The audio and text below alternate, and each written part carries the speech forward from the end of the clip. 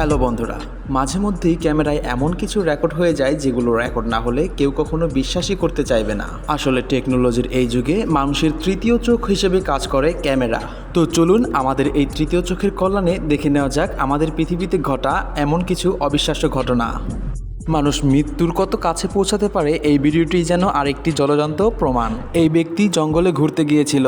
রাত হয়ে যাওয়ার কারণে জঙ্গলেই সে বিছানা তৈরি করে সেখানেই শুয়ে পড়ে। সেই সাথে তার আশেপাশের অ্যাক্টিভিটি রেকর্ড করার জন্য ক্যামেরা অন করে রাখে। তবে তার সাথে এমন কিছু ঘটবে সে ভাবতেও পারেনি। কিছুক্ষণ পরে সে ঘুমিয়ে পড়ে আর তারপরই তার দিকে এগিয়ে আসে একের পর এক 3টি হিংস্র চিতাবাঘ। চিতাবাঘগুলো এই ব্যক্তির বিছানার উপরেই শুয়ে পড়ে। আসলে রাতটা ছিল বেশ ঠান্ডা। চিতাবাঘগুলো কিছুটা উষ্ণতা পাওয়ার জন্যই এই ব্যক্তির বিছানায় চলে আসে। এমনকি একটি চিতাবাঘ এই ব্যক্তির পায়ের উপরে বসে পড়ে। হঠাৎ ব্যক্তিটির ঘুম ভেঙে যায়, কিন্তু তার হাত পা যেন জমে বরফে পরিণত হয়। সে নিঃশব্দে শ্বাস নিতে থাকে। আর এই ব্যক্তি ভয়ে বুদ্ধিমত্তা না হারিয়ে সাহসিকতার পরিচয় দিয়েছিল বলেই বেঁচে ফিরতে পেরেছিল।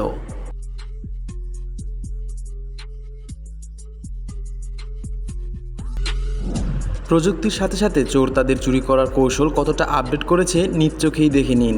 ভিডিওটি রেকর্ড করা হয়েছিল 2020 সালে একটি সিসি ক্যামেরার সাহায্যে। ভিডিওটিতে দেখা যায় নীল রঙের একটি প্রাইভেট কার এগিয়ে আসছে আর গাড়ির পাশেই দুজন ব্যক্তি স্কুটারে করে যাওয়ার সময় গাড়ির ড্রাইভারকে ইঙ্গিত করে যে তার গাড়ির চাকা পাংচার হয়ে গিয়েছে। গাড়ির ড্রাইভার সেটাকে সত্যি মনে করে আর সে গাড়ি থেকে নেমে গাড়ির চাকা পর্যবেক্ষণ করতে শুরু করে। ঠিক ওই সময়ই গাড়ির ড্রাইভারকে আরো দুজন ব্যক্তি বিভিন্ন বিষয়ে দিক নির্দেশনা দেওয়া শুরু করে। মূলত তারা এই ব্যক্তির মনোযোগ আকর্ষণের চেষ্টা করছিল। আর এই সুযোগে তাদের দলের আরো একজন লোক গাড়ির ব্যাক সিট থেকে ব্যাগটি নিয়ে পালিয়ে যায়। গাড়ির মালিক এটা বুঝতে পেরে যখনই সেই ব্যক্তিকে ধাওয়া করে ঠিক তখনই স্কুটিতে করে আসা দুজন ব্যক্তিও পালিয়ে যায়। একবার কল্পনা করুন কতটা পরিকল্পনা করে এই চুরিটি করা হয়েছে।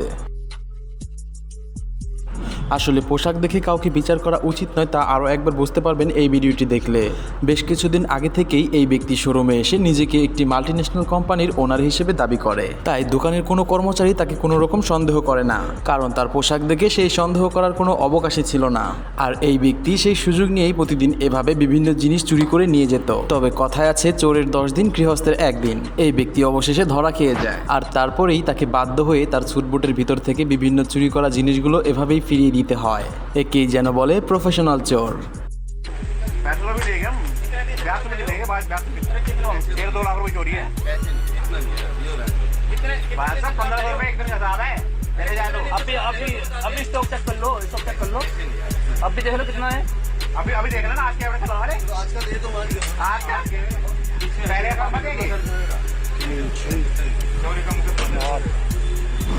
চলুন সাপের একটি অস্বাভাবিক আচরণ দেখে নেওয়া যাক।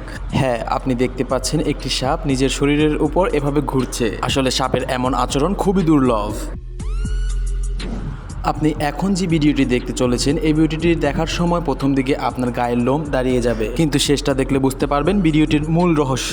ভিডিওটি রেকর্ড করা হয়েছিল 2015 সালে চীনের একটি টোল প্লাজায়।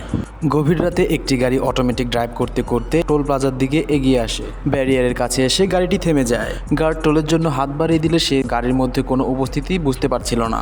গার্ড বেশ দ্বিধাদ্বন্দ্বিত হয়ে গাড়ির মধ্যে কে আছে সেটা দেখতে যায়। গাড়ি একদম ফাঁকা আর স্টিয়ারিং একা একাই ঘুরছে। গার্ডের মনে ভয় দানা বাঁধতে শুরু করে। ঠিক সেই সময়ই গাড়ির পেছন থেকে রহস্যময়ী এক নারী মূর্তি সাদা পোশাক পরে তার দিকে এগিয়ে আসতে শুরু করে। আসলে এমন দৃশ্য দেখে যে কেউ ভয়ে পালিয়ে যেতে বাধ্য। এই গার্ডও ঠিক সেটাই করেছিল, কিন্তু গার্ড পালিয়ে যাওয়ার পরপরই পুরো ঘটনাটাই উল্টে যায়। সেই অস্বাভাবিক নারী মূর্তিটি গাড়ির উপর থেকে নেমে স্বাভাবিক মেয়েতে পরিণত হয়ে যায়। লুকিয়ে এগিয়ে আসে ব্যারিয়ারটি তোলার জন্য। এরপর সে তার গাড়ি নিয়ে পালিয়ে যায়। আসলে মেয়েটি এমনটা করেছিল টোলের পরিমাণ অনেক বেশি হওয়ার কারণে।